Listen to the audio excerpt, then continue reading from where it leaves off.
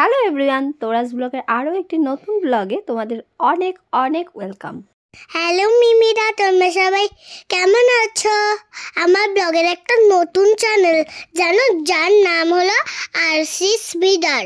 এমন এক চ্যানেলের নাম দিয়েছি যেই চ্যানেলের নাম মানে যার চ্যানেল সেই তার চ্যানেলের নাম বলতে গিয়ে দাঁত ভেঙে যাচ্ছে, মিডার বলে দিচ্ছে।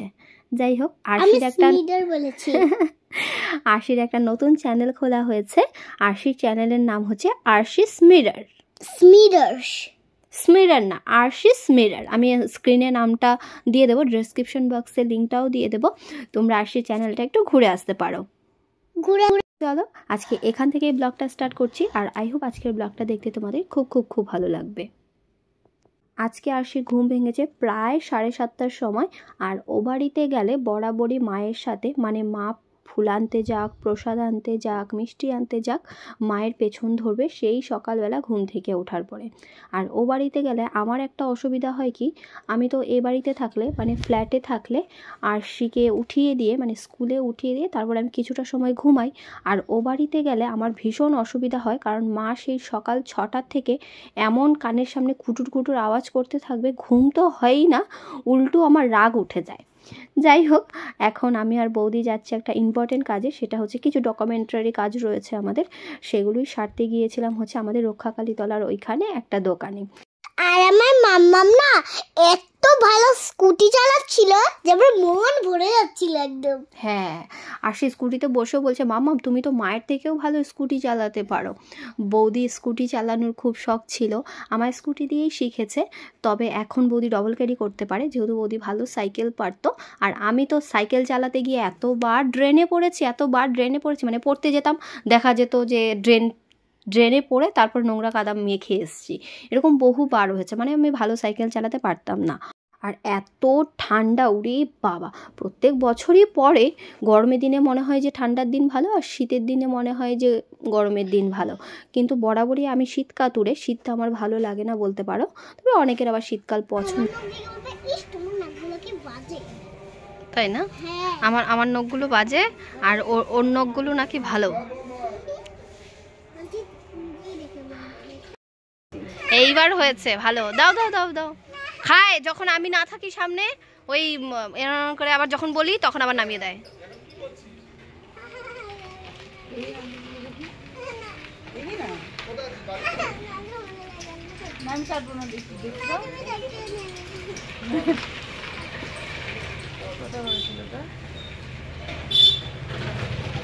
আর আমার হাতের যে হাড়টা বেড়েছিল জানো তো, সেই হাড়টা অনেকটাই কমে গেছে।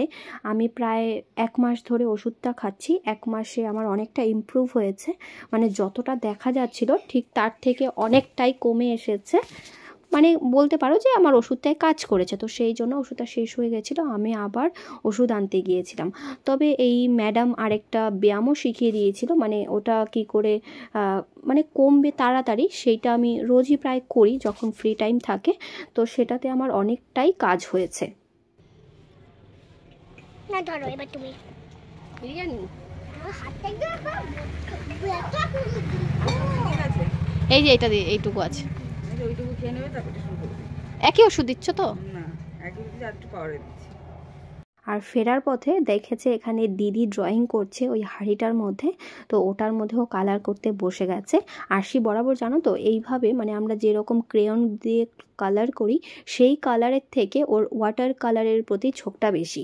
তবে ওয়াটার কালার আমি যতদূর খবর নিলাম এখনই করাবে না, আগে ক্রেয়ন কালারটা ঠিকঠাক শিখতে পারলে তবে গিয়ে ওয়াটার কালার করাবে।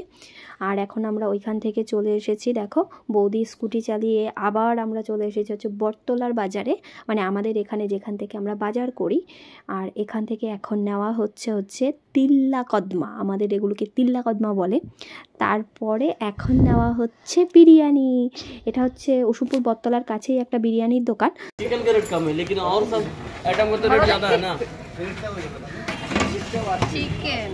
চিকেন মা বলছিল আজকে 150 টাকা কিলো চিকেন, আমি বলছি চিকেনটা ওরা একটু বড় বড় পিস হবে, দেখি এইটুকু চিকেনের পিস একটু বড় বড় করবে।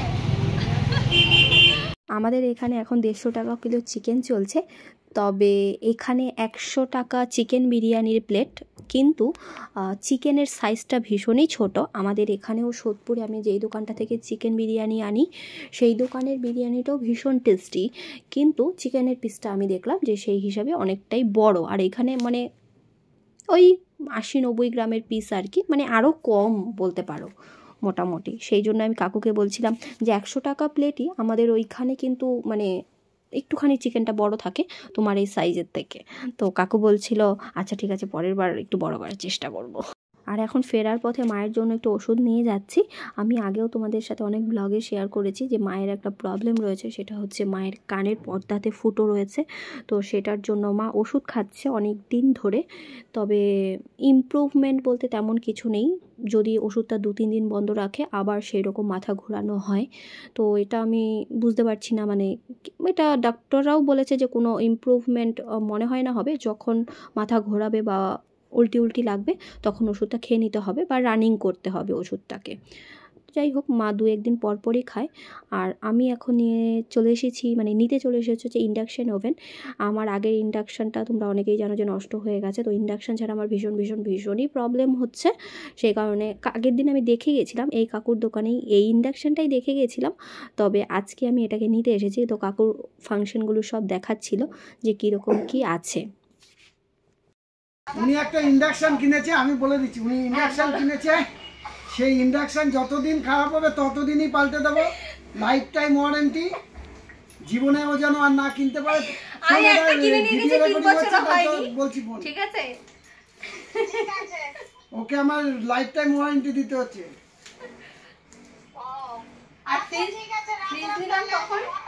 আরে তোর মতো কাস্টমারও, ও যা কিছু কেনে মুখ ধরপড় করে, যদি খারাপ হয়ে যায়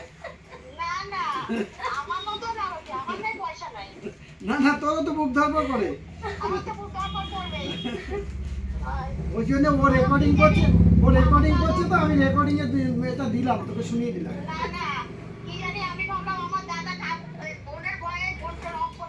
না আমার একটা সন্দেহ হচ্ছিল তোর এটা দেখে যে এই ব্যাটারিটা সহজে খারাপ হয় না, ওই জন্য আমি একবার।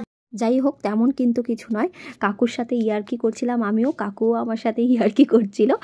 তোমরা আবার ভাবতে পারো এটাকে সত্যি লাইফ টাইম গ্যারান্টি দিল নাকি। না তেমন কোনো ব্যাপার নেই, তবে এটা 1 বছরের ওয়ারেন্টি থাকে, মানে কিছু হলে ওটা সারাই করে দেবে এইরকমই। গ্যারান্টি তো এখন কোনো জিনিসেরই হয় না। মাইক্রো ওভেন বলছি, ইন্ডাকশন ছাড়া আমার ভীষণই অসুবিধা হচ্ছিল। তো সেই জন্য আসবো করে কিনবো করে ওইটা ঠিক হবে করে শেষ পর্যন্ত নতুন ইন্ডাকশন ওভেন নিয়ে আসলাম। আর আমি যখন মাইক্রো ওভেন কিনেছিলাম তখন আমাকে কাচের বল দেয়নি কাকু।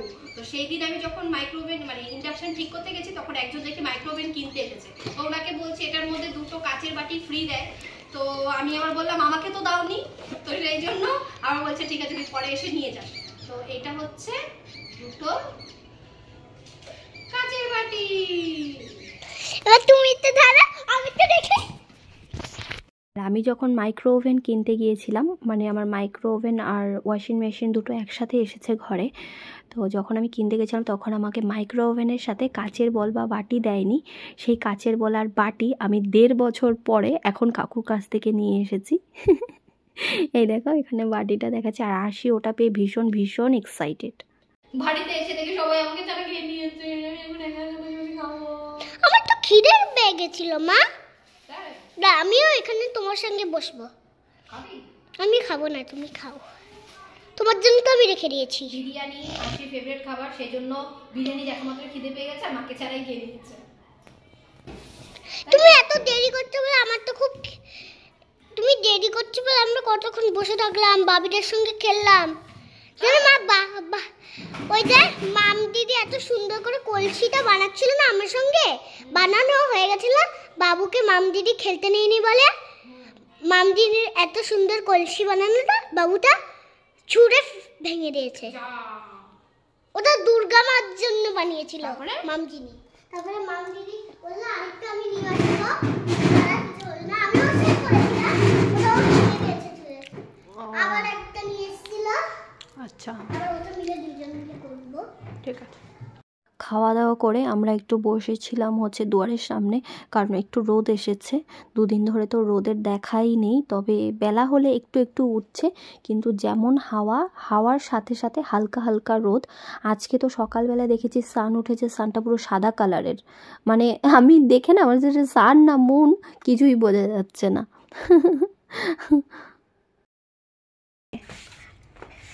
হ্যাঁ দাঁড়া, পরপর দাঁড়া। বাবা সবাই হাই করে দাও, হাই।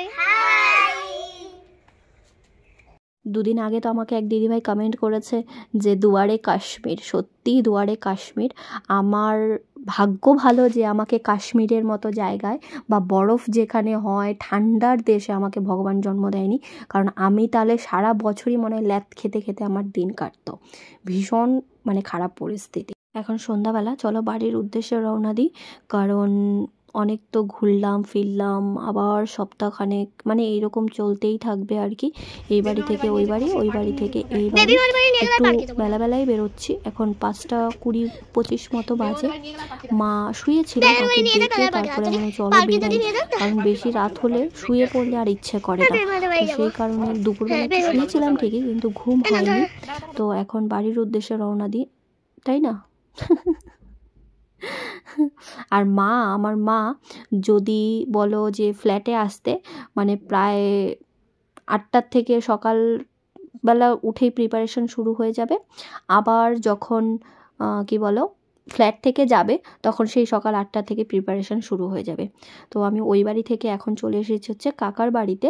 কাকার বাড়িতে আজকে চষি পিঠা করেছিল কাকি বানিয়েছিল, আর এসে দেখি পুরো খারাপ পরিস্থিতি, কারণ কাকি দেখি তালুতে উঠে, আমাদের অনেকেরই হয়তো বা এটার সাথে আমরা পরিচিত থাকবো যে খাবার খেতে গিয়ে বা কোনো কিছু করছিল না যদিও, হঠাৎ করে তালুতে উঠে সে মানে দম ছাড়তে পারছিল না, ভীষণই খারাপ পরিস্থিতি হয়ে গিয়েছিল। কিন্তু তারপর প্রায় অনেকক্ষণ ঘন্টাখানেক পরে গিয়ে রিল্যাক্স হয়েছে। মাথা টাথা ঘোরাচ্ছিল, মানে হয় না অনেক সময় কথা বলতে গিয়ে, বেশিরভাগ সময় হয় শুকনো জাতীয় খাবার খেতে গিয়ে তালুতে উঠে যায়। তো এটাতে অনেক সময় অ্যাক্সিডেন্টও ঘটে অনেক প্রকারের। তবে যদি লোক না থাকে আমি শুধু তাই ভাবি কি পরিস্থিতি হয় তখন, তাই না? আর এখন একটু ফুল নেব, ফুল নিয়ে আমি বাড়ি মানে ফ্ল্যাটের কাছেই আমার এই কাকিমার দোকান, এই কাকিমার দোকান থেকেই আমি ফুল নিই। তো ফুল নিয়ে এখান থেকে যাব হচ্ছে ফ্ল্যাটে। আর আরশির সাথে ভীষণ ভালো রিলেশন হচ্ছে এই দোকানের কাকুকে না আরশি সাধু বাবা বলে ডাকে। দাড়িগুলো কাকুর একটু সাদা সাদা বড় বড়, সেই জন্য আরশি কাকুকে সাধু বাবা বলে। চলো সোয়েটারটা পরে নিই, তারপর তোমাদের সাথে একটা জিনিস শেয়ার করছি। আমার মনে হয় তোমাদের ভালো লাগবে, কারণ বাচ্চা বয়সে আমরা মনে হয় সবাই এরকম করেছি। আমি তো বিশেষ করে এরকম করতাম। কি করছিস? হ্যাঁ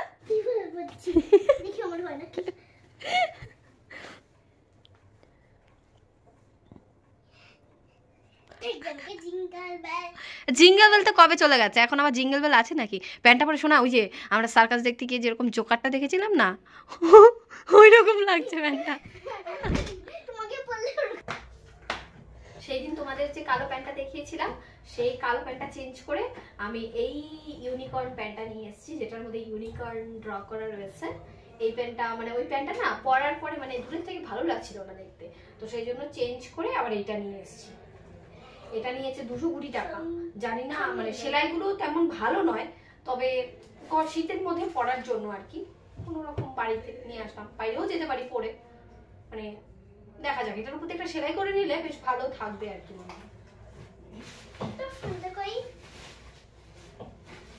কি কেন ফোন দিয়ে কি হবে? দাও কেন? ওই যে গ্রিন ফোন, তোমার ফোন। No phone.